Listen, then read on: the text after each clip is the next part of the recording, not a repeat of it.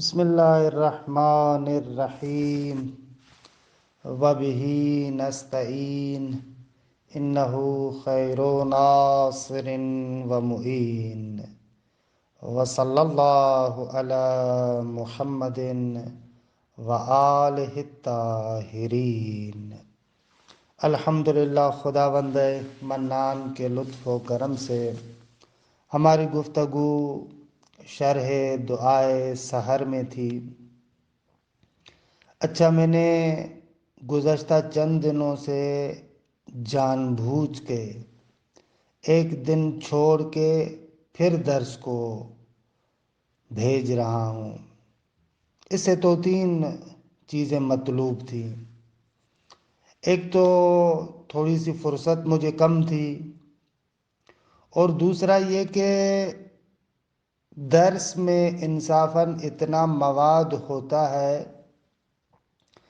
کہ اگر ان مطالب پر تأمل کیا جائے، غور کیا جائے، تو خصوصاً جو ہمارے دوستان باہر رہنے والے ہیں ان کے لیے بہت سارے نکات ہوتے ہیں، تو جلدی جلدی میں ساری باتوں کو اس طریقے سے نکات کو پھینکنا بھی مناسب شاید نہ ہو۔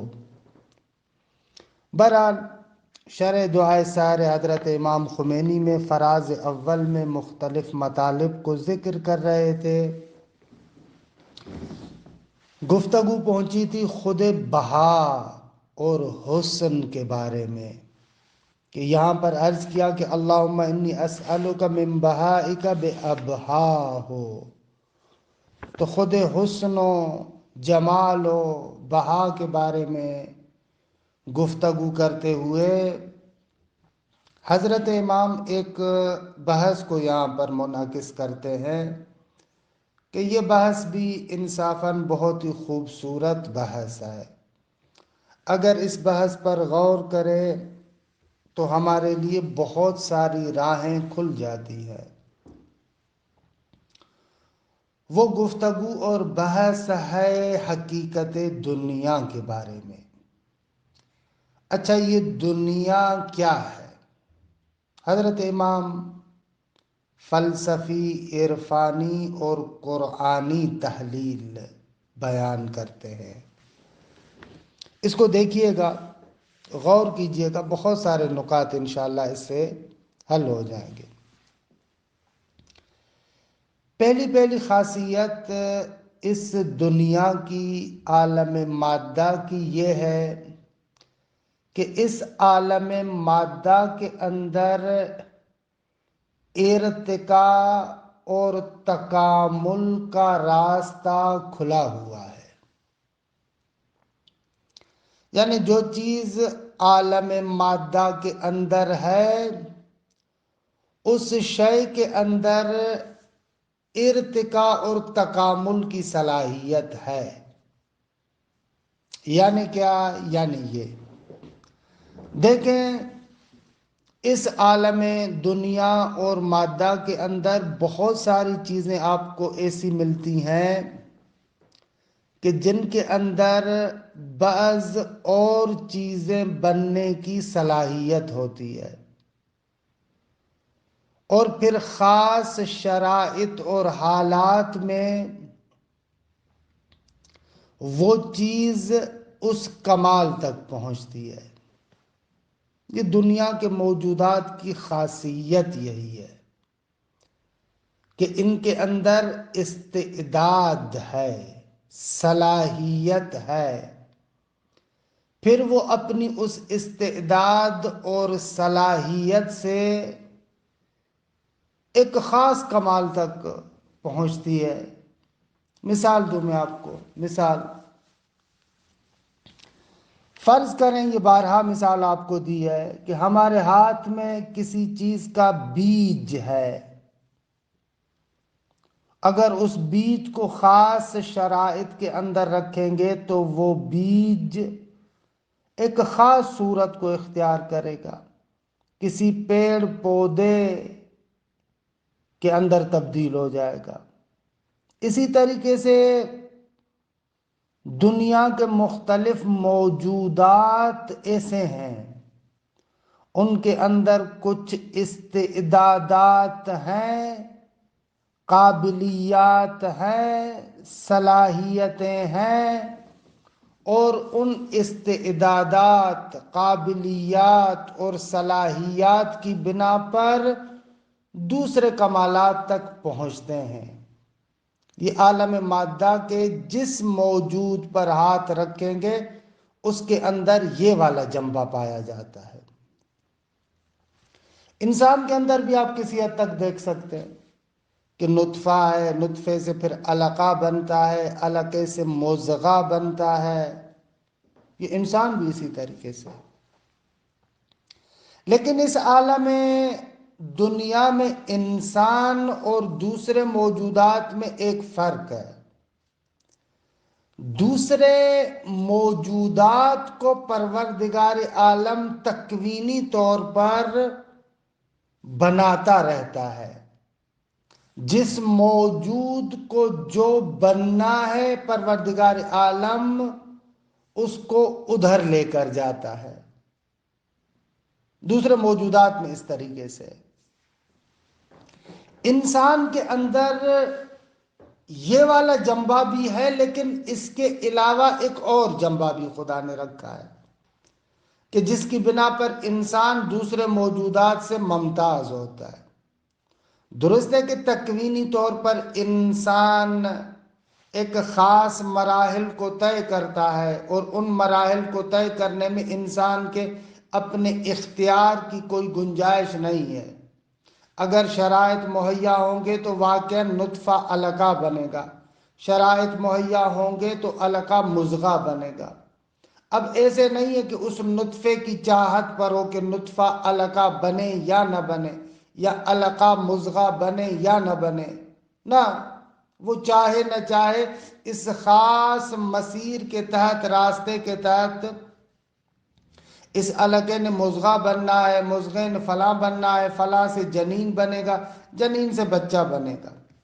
یہ جو تخلیق کا مرحلہ ہے یہ ہے اس عالم دنیا کے اندر اس طریقے سے چل رہا ہے۔ تمام موجودات میں آپ اسی طریقے سے دیکھتے ہیں۔ اچھا، لیکن انسان کے اندر ہم کہتے ہیں کہ اس کے علاوہ ایک اور جنبہ بھی ہے، اور وہ جنبہ پروردگار عالم نے اختیار کا جنبہ رکھا ہے۔ اسی اختیاری جنبے کے تحت اپنے روحانی کمالات کو رقم کرتا ہے۔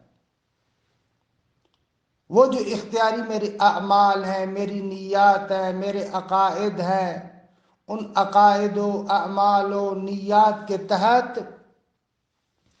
میں اپنی آخرت کو رقم کرتا ہوں کہ یہ والا جنبہ دوسرے موجودات میں یا نہیں ہے، یا ہمیں ملموس طریقے سے دکھتا نہیں ہے، انسان کے اندر ہے۔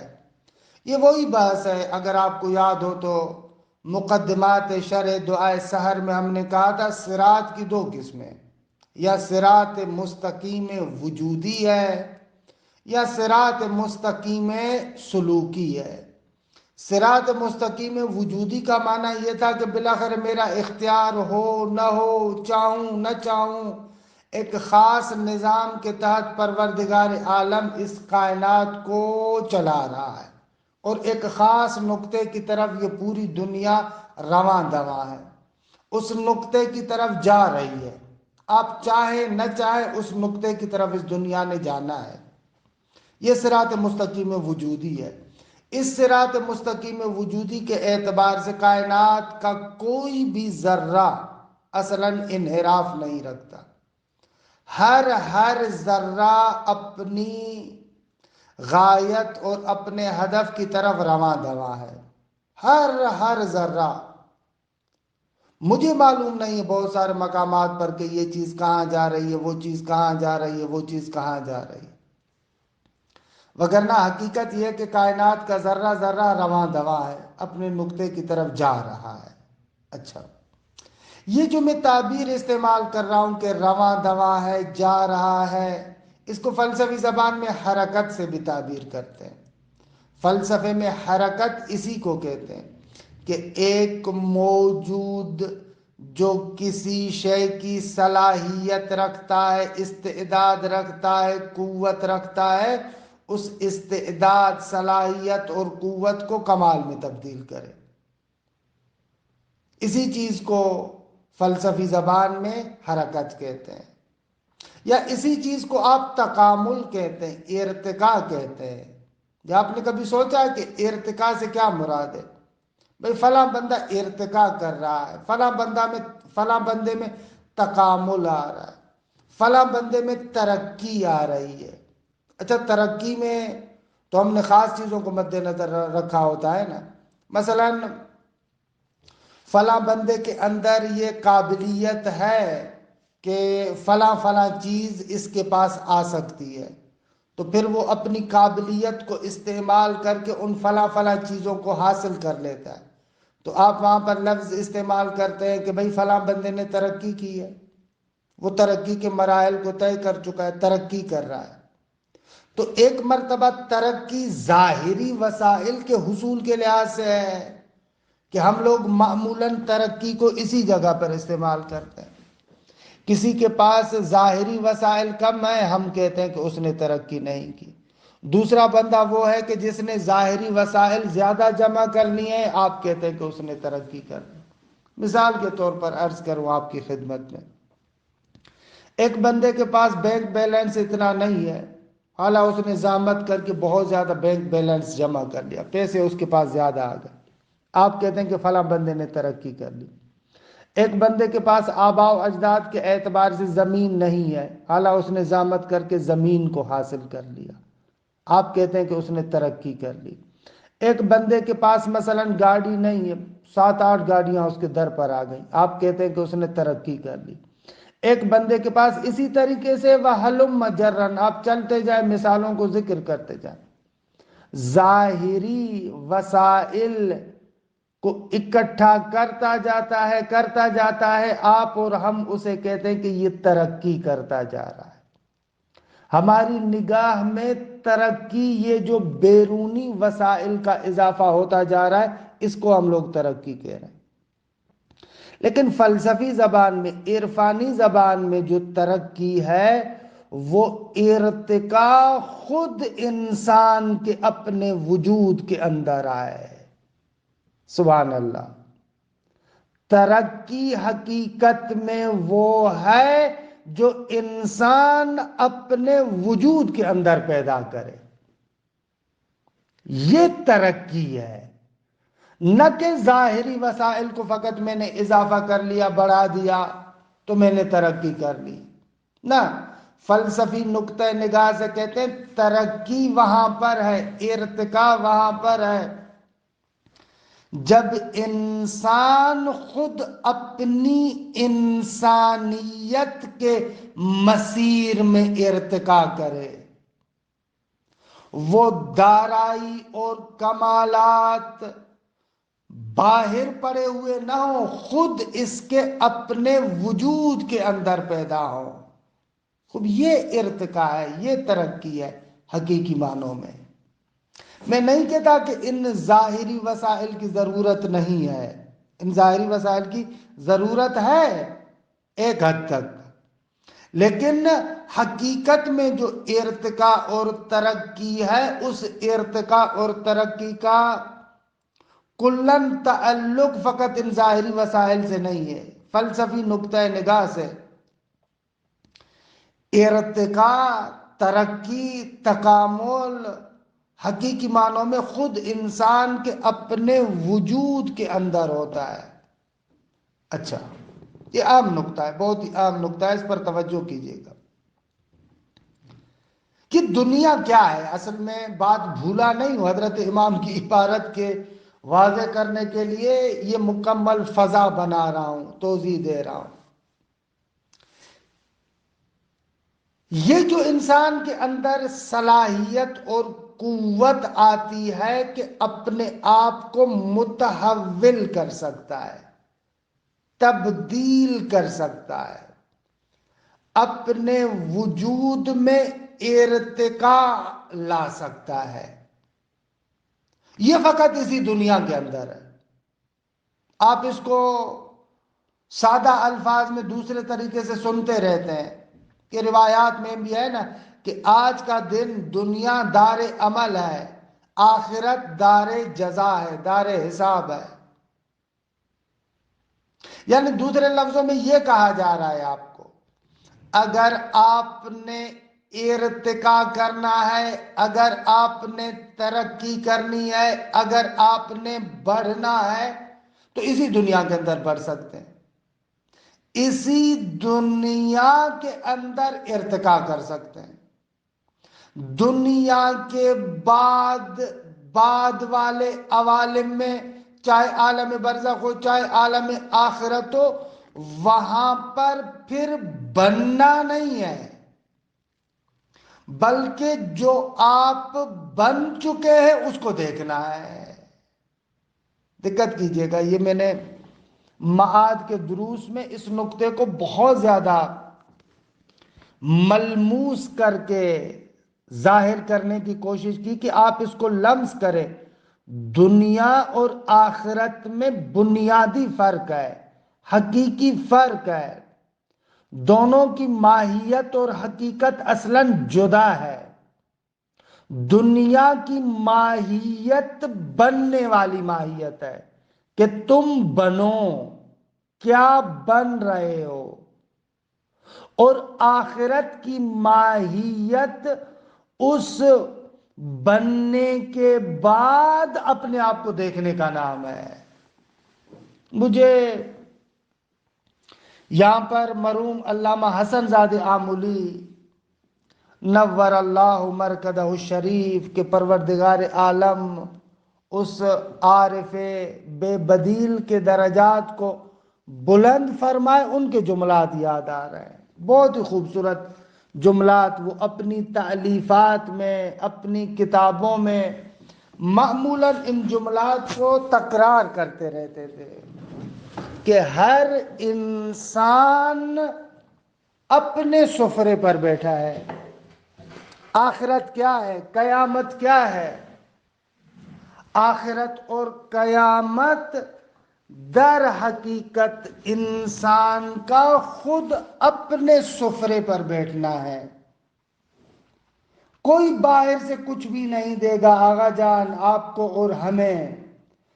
جو کچھ ہم نے کمایا ہے، یا میں اب تک کے بیانات کے مطابق جو کچھ اپنے آپ کو بنایا ہے، اسی اپنے بنائے ہوئے کا مشاہدہ کروں گا۔ اس کے علاوہ آخرت کچھ نہیں ہے۔ آخرت یہی ہے کہ جو کچھ میں بنا رہا ہوں، جو کچھ میں اپنے وجود کو بنا رہا ہوں، اسی چیز کو وہاں پر مشاہدہ کروں گا۔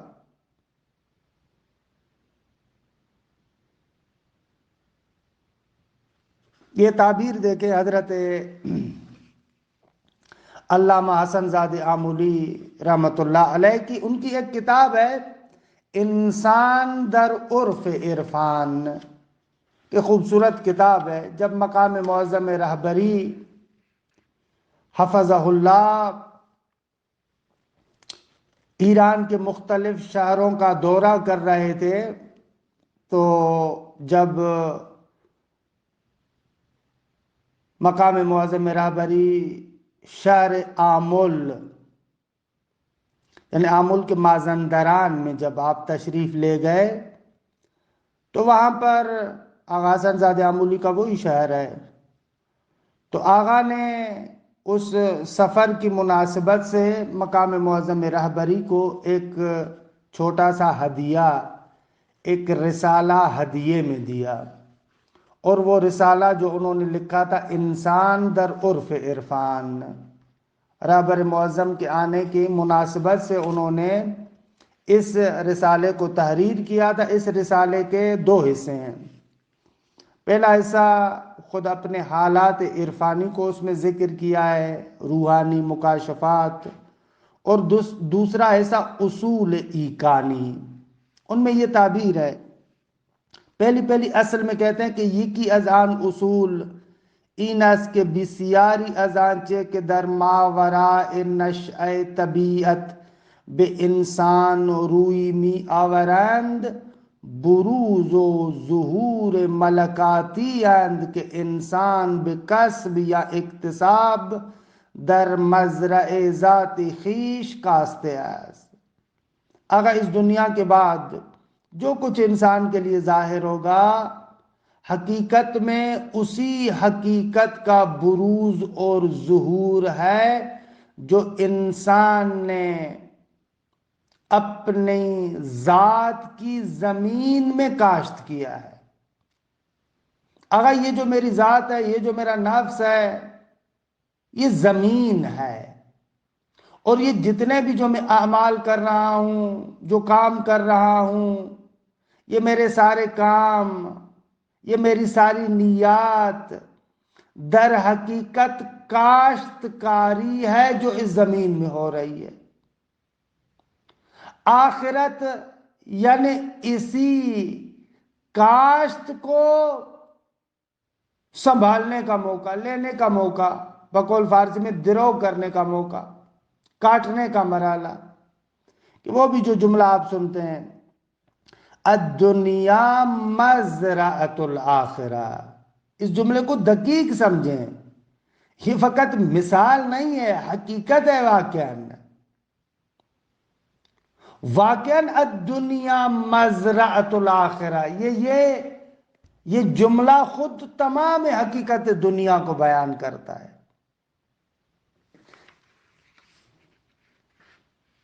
بہت ہی خوبصورت جملہ لکھتے ہیں حضرت آیت اللہ حسن زادہ آمولی. ہر کس زرع و زارع و مزرع خود است.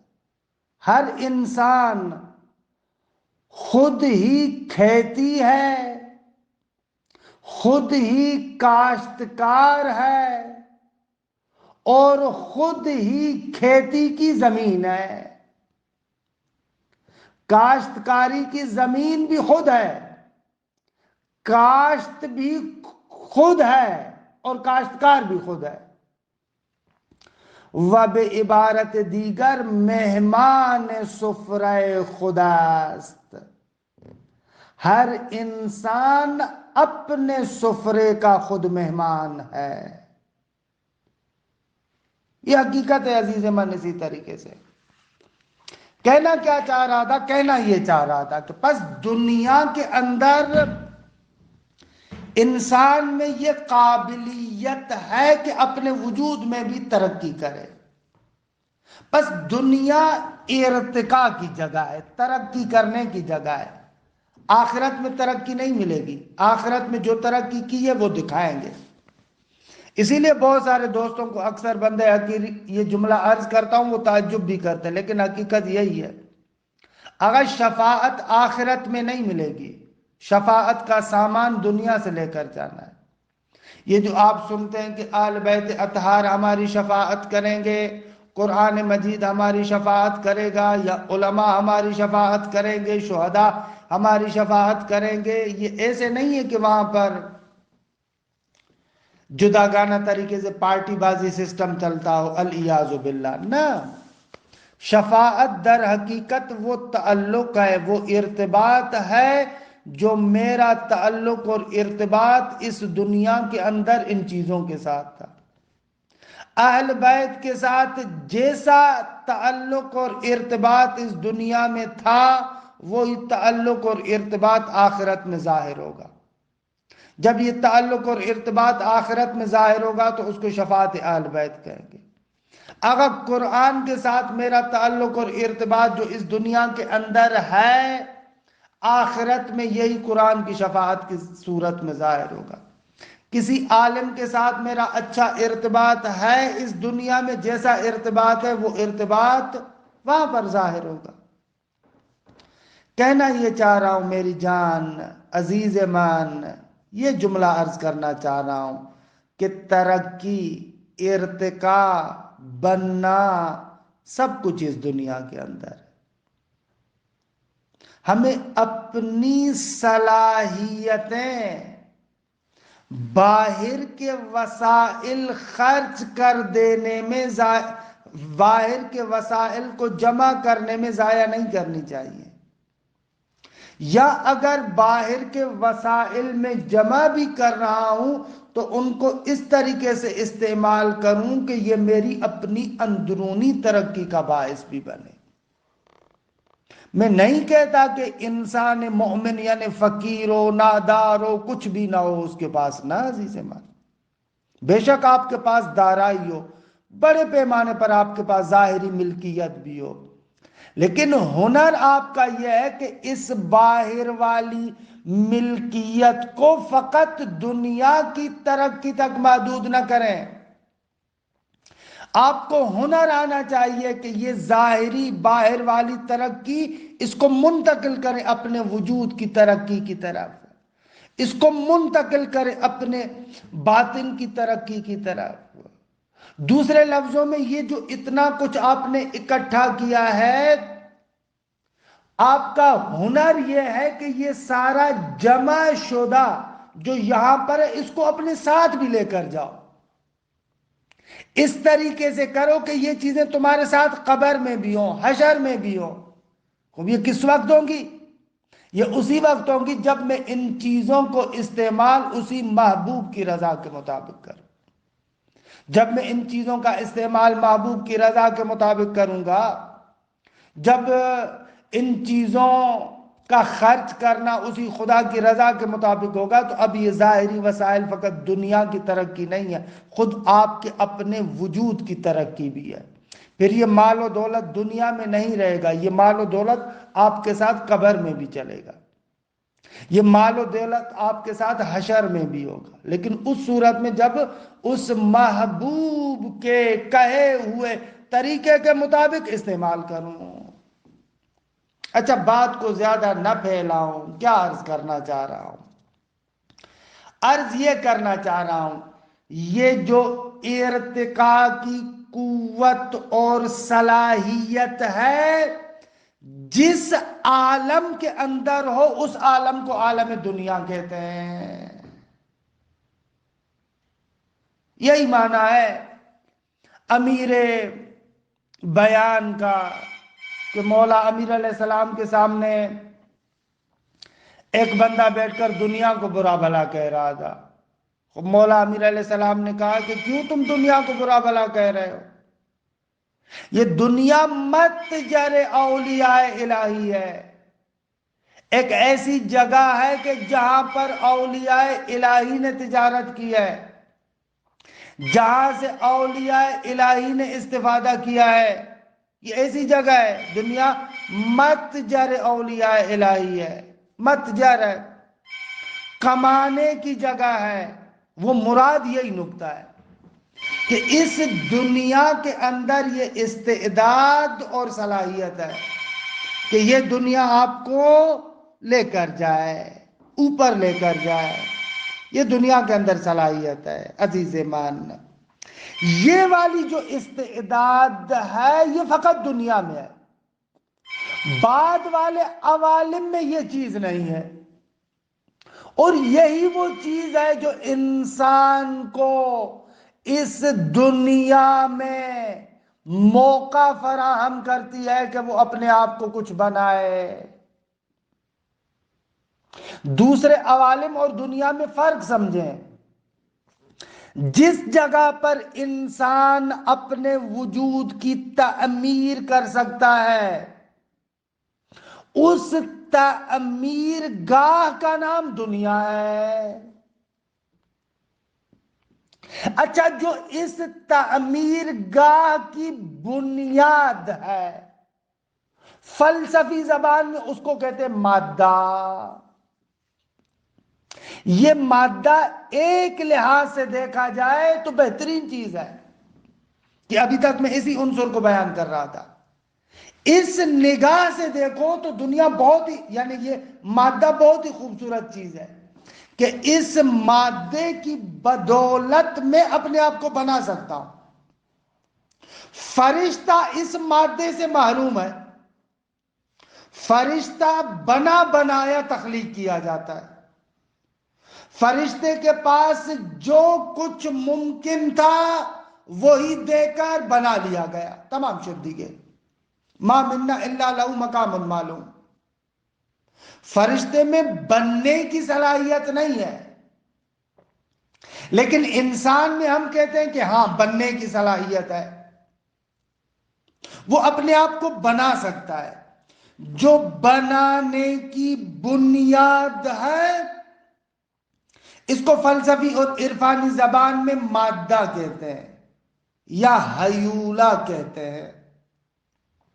مادہ اور ہیولا یعنی یہ بننے کی صلاحیت، اس جسم کی بات نہیں کر رہا۔ درست ہے کہ جسم میں یہ صلاحیت ہے، اس فلسفی مادے کو آپ مشاہدہ نہیں کر سکتے۔ مثلا میرے اندر جو بننے کی صلاحیت ہے، اس بننے کی صلاحیت اور استعداد کو آپ ہاتھوں سے چھو نہیں سکتے، آپ اس کو سونگھ نہیں سکتے، آپ اس کو دیکھ نہیں سکتے یعنی ان آنکھوں کے ذریعے سے، لیکن وہ میرے اندر صلاحیت ہے۔ اسے کہتے ہیں مادہ، اسے کہتے ہیں ہیولا۔ یہ مادہ اور ہیولا ایک حقیقت ہے لیکن آنکھوں سے دکھتی نہیں ہے۔ بھئی کسی کی بھی صلاحیت آنکھوں سے دیکھتے تھوڑی ہے، ان کے آثار کو دیکھ کر آپ پرکھتے ہیں، نتیجہ لیتے ہیں۔ ایسے ہے نا میری جان، آنکھوں سے دیکھتے تو نہیں ہیں آپ۔ یہ جو مادہ ہے اس کو کہا جاتا ہے ہیولا، یہ اس دنیا کے اندر ہے، اس دنیا کے علاوہ بعد والے عوالم میں نہیں ہے۔ اچھا یہی بات بیچارہ ملا صدرہ اہل معرفت کہتے ہیں تو بہت سارے مجھ جیسے جو ناسمجھ لوگ ہیں، جو ملا صدرہ رحمت اللہ علیہ کے فلسفے کو سمجھتے ہی نہیں ہیں، اہل معرفت کی باتوں کو سمجھتے نہیں ہیں، ان کی طرف بری جو ہے وہ کیا الٹی سیدھی نسبتیں دینا شروع کرتے ہیں۔ ملا صدرہ کہتے ہیں کہ آخرت میں مادہ نہیں ہے۔ بابا وہ جو کہتا ہے کہ آخرت میں مادہ نہیں ہے یعنی یہ والی استعداد، یعنی یہ والا ہیولا، کہ جس ہیولا استعداد لیاقت کی بنا پر آپ اپنے آپ کو دوبارہ بنائیں، یہ اس کو کہتے ہیں مادہ۔ ملا صدرہ کہتا ہے یہ مادہ آخرت میں نہیں ہے۔ اب مجھ جیسے جو کم فہم انسان ہے نا، جو ملا صدرہ کے نظریات کو، فلسفی نظریات کو سمجھے نہیں، فوراً کہتے ہیں کہ دیکھا ملا صدرہ کہتا ہے کہ قیامت کے دن بدن نہیں ہوگا، ملا صدرہ کہتا ہے کہ قیامت کے دن معاد جسمانی نہیں ہے۔ اور پھر وہ بندہ کہ جس کا کام مثلا مجھ جیسا آدمی ہے، جس کا کام اصلا نہ کتابوں کے ساتھ ہے نہ علوم کے ساتھ ہے۔ بھائی کسی بھی پیشے کو اختیار کرنا بری چیز نہیں ہے، لیکن میں نے سنا ہے کہ بعض حضرات مثلا باہر والے ملک میں مثلا ڈرائیورنگ کرتے ہیں۔ خود ڈرائیورنگ کرنا بری چیز نہیں ہے، حق حلال کی روزی کمانا عبادت ہے، لیکن بابا تم یہ والی عبادت کرو نا جس چیز کا تمہیں پتہ نہیں، اس کے بارے میں تم آ کر برا بھلا کہنا شروع کر دو۔ تمہیں ایک اپنی جانب سے عربی یا فارسی یا مثلا ان چیزوں کی ایک سطر بھی پڑھنا نہیں آتی، تم بیٹھ کر ملا صدرہ کو برا بھلا کہو، تم بیٹھ کر استاد شہید مرزا مطہری کو برا بھلا کہو، تم بیٹھ کر امام خمینی کو برا بھلا کہو۔ خوب یہ کہاں کا انصاف ہے؟ آغا میں نہیں کہتا کہ ملا صدرہ معصوم ہے، امام خمینی معصوم ہے، علامہ طباطبائی معصوم ہے، استاد شہید مرزا مطہری معصوم ہے۔ نہ، معصوم نہیں ہے، اشتباہ ہو سکتا ہے، لیکن ظاہر سی بات ہے کہ آپ جب اشتباہ کی نسبت بھی تب دیں نا جب ان کی بات کو سمجھیں۔ تو کہنا یہ چاہ رہا ہوں عزیز من، ملا صدرہ جو کہتا ہے کہ آخرت میں مادہ نہیں ہے، اس کا کبھی بھی مقصد یہ نہیں ہے بیچارے کا کہ معاد جسمانی نہیں ہے۔ وہ کبھی بھی معاد جسمانی کا انکار نہیں کرتا۔ وہ جو کہتا ہے مادہ نہیں ہے یعنی اس فلسفی معنی میں مادہ نہیں ہے یعنی ہیولا نہیں ہے، مادہ نہیں ہے یعنی یہ والی استعداد، جس استعداد کی بنا پر دنیا میں تم کچھ بن پاتے ہو، نہ یہ والی استعداد اسی دنیا کے ساتھ مخصوص ہے، دنیا کے بعد یہ والی استعداد نہیں ہے۔ کیسے روایتوں میں ہے کہ بھئی آخرت میں اب دوبارہ کوئی ایمان لانے کی بات تو نہیں ہے، دوبارہ کوئی عمل کرنے کی بات تو نہیں ہے، دوبارہ اپنے آپ کو بنانے کی بات تو نہیں ہے، جو بن چکے ہو وہی ظاہر ہوگا۔ وہی امیر بیان کا جملہ کہ آج کا دن یوم عمل ہے اور کل یوم حساب ہے، جو تو نے کیا ہے وہ دکھتا ہے۔ کب یہ عیناً یہی مطلب ہے، یہی بیچارہ ملا صدرہ اس چیز کی توضیح دینا چاہ رہا ہے۔ پس مادہ اس دنیا کے ساتھ مخصوص ہے، اسی لیے اس عالم کو کہتے ہیں عالم مادی، مگر نا ملا صدرہ بیچارہ بھی معاد جسمانی مانتا ہے۔ بہت سارے لوگوں کو ڈر ہوتا ہے کہ اگر ملا صدرہ کی معاد کو ہم نے خراب کر لیا تو ہم لوگوں نے تو آخرت سمجھی فقط حورو قصورو غلمانو نمی دنم انہی چیزوں کی بنا پر ہے۔ میں ان چیزوں کا انکار نہیں کرتا، قرآن بھی کہتا ہے حور ہے، قصور ہے، غلمان ہے، باغات ہے، نہریں ہیں، نہریں بھی شہد کی نہریں ہیں، دودھ کی نہریں ہیں، فلاں ہے فلاں، یہ ساری چیزیں ہیں، ان کا کون انکار کرتا ہے؟ بعض لوگ کہتے ہیں کہ شاید ملا صدرہ ان تمام چیزوں کا انکار کر رہا ہے۔ ہم جیسے بعض بھولے بھالے لوگ کہ جن لوگوں کا دین فقط حور و قصور تک پہنچنا ہے، جن لوگوں کا دین فقط اور فقط باغات میں گھومنا ہے، غایت فقط یہی رکھی ہے، پھر ان لوگوں کا تو سارا دین خراب ہو جاتا ہے۔ نہ عزیز من، ان چیزوں کا انکار نہیں ہے، یہ ساری چیزیں ہیں، ساری چیزیں ہیں، ماد جسمانی کا انکار نہیں ہے عزیز من، مادے کا انکار ہے۔ مادہ اس فلسفی معنی میں ہے، جس عالم میں یہ مادہ ہوتا ہے اس عالم کو کہتے ہیں دنیا۔ یہ میں نے دنیا کے ایک پہلو کو ذکر کیا ہے۔ میں حضرت امام کی عبارت کا ترجمہ کرنا چاہ رہا تھا، لیکن ابھی تک میں نے ایک پہلو کو ذکر کیا۔ یہ اچھائی والا پہلو ہے، بہت اچھا پہلو ہے، لیکن اسی مادے کا ایک خطرناک پہلو بھی ہے۔ یہ میں نے خیر والا پہلو ذکر کیا، دوسرا اس کا شر والا پہلو بھی ہے، برائی والا پہلو بھی ہے۔ یہاں سے سمجھے گا، آج میں نے خیر والے پہلو کو ذکر کیا، جلسے آئندہ میں اس شر والے پہلو کو ذکر کروں گا۔ اس صورت میں پتا چلے گا کہ ہماری روایات کے اندر ایسے کیوں لگتا ہے۔ نہج البلاغہ میں دیکھتے کبھی امیر المومنین دنیا کی تعریف کرتے، کبھی دنیا کی مذمت کرتے، کیوں؟ آیا نعوذ باللہ امیر المومنین کی باتوں میں کوئی تحافظ ہے؟ امیر المومنین کی باتوں کے اندر کوئی تضاد ہے؟ نہ، مولا کی باتوں میں تحافظ اور تضاد نہیں ہے، بلکہ مولا اس دنیا کے اصل عنصر کے دونوں پہلوؤں کا تعارف کرانا چاہتے ہیں، کہ اس کے اندر یہ خیر والا پہلو بھی ہے، کہ اس خیر والے پہلو کی بنا پر انسان اپنے وجود کے اندر ارتقا پیدا کرتا ہے، کہ اس کو امیر المومنین نے نہج البلاغہ میں کہا کہ مت جرو اولیاء اللہ، اولیاء الہی کی تجارت گاہ ہے، اولیاء الہی اس دنیا سے تجارت کرتے ہیں، مت جرے اولیاء الہی، یہ وہ جگہ ہے اولیاء الہی یہاں پر تجارت کرتے ہیں۔ اب ہر ایک کا نصیب ہے، کوئی بندہ اس دنیا کے بازار سے حور و قصور خرید کے جاتا ہے، کوئی بندہ اس دنیا کے بازار سے جہنم کی آگ خرید کر جاتا ہے، کوئی بندہ اس دنیا کے بازار سے نہ فقط حور و قصور خرید کے جاتا ہے بلکہ اپنے محبوب کو خرید کے جاتا ہے، کوئی بندہ محبوب کی مرضیوں کو خرید کے جاتا ہے، کوئی بندہ خود محبوب کو خرید کے جاتا ہے، کوئی بندہ محبوب کی رضا کو خرید کے جاتا ہے۔ اس زاویے سے اس آیت کا ترجمہ دیکھیں، ان اللہ اشتری من المؤمنین، یا اس اعتبار سے اس آیت کا ترجمہ دیکھیں کہ وَمِنَ النَّاسِ مَن يَشْرِي نَفْسَهُ ابْتِغَاءَ مَرْضَاتِ اللہ۔ کیوں آخر بیع و شراء کی تعبیرات قرآن میں استعمال ہو رہی ہیں؟ کہ علی وہ ہے کہ جو اپنے نفس کو بیچ دیتا ہے، جو اپنی جان کو بیچ دیتا ہے، اپنی جان کو بیچتا ہے تاکہ محبوب کی رضا کو خریدے۔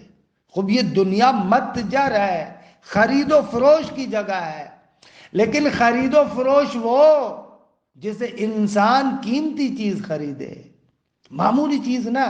یہ دیکھیں، اسی لیے قرآن میں بھی یہ تعبیر آتا ہے، روایات میں بھی ہے، سمن ابدانکم الجنہ فلا تبیعوها الا بہا. حضرت تمہارے بدن کی قیمت جنت ہے، روح کی قیمت محبوب ہے، خود ہے. اب یہ دیکھیں، خرید و فروش، بیع شراء، یہ تعبیرات کیوں ہے؟ کہ دنیا اسی فضا میں رہتے ہوئے امیر المومنین کہتے کہ دنیا متجر ہے اولیاء نہیں. اس متجر کی بنیاد وہ مادہ ہے، وہ حیولہ ہے، وہ ارتقاء کی صلاحیت ہے. یہ پازیٹو اور اچھا پہلو ہے. اچھا، اس کا ایک منفی پہلو بھی ہے کہ جس منفی پہلو کی انشاءاللہ وضاحت میں جلسے آئندہ میں کروں گا. پھر حضرت امام جو یہاں پر ایک صفحے کے اندر دنیا کی صورت کو ترسیم کر رہے ہیں، وہ بھی ہمارے پاس بالکل روشن ہو کر آئے. آپ ممکن ہے سوال کریں کہ بھائی یہ بحث کہاں سے آ گئی؟ ہم تو شرح دعائے سحر پڑھ رہے تھے، تو جواب عزیز مان فقرے میں آیا تھا نا، بہا حسن و جمال کو کہتے ہیں. حضرت امام اس بحث کی مناسبت سے آئے کہ جس طریقے سے وہ جمیل ہے، اس کے افعال بھی جمیل ہے. من جملہ یہ دنیا بھی جمیل ہے، دنیا کا ذرہ ذرہ بھی جمیل ہے. اس دنیا کے ذرے ذرے کے جمال کو بیان کرنے کے لیے کہ پروردگار عالم جمیل ہے، تو دنیا بھی جمیل ہے. اس حسن کی نگاہ سے، اس اعتبار سے کوئی چیز بری نظر نہیں آتی. اس بات کی مناسبت سے ہم حقیقت دنیا کی طرف گئے کہ حقیقت دنیا میں بھی حسن و جمال کا پہلو پایا جاتا ہے. وصلی اللہ علی محمد و آلہ الطاہرین.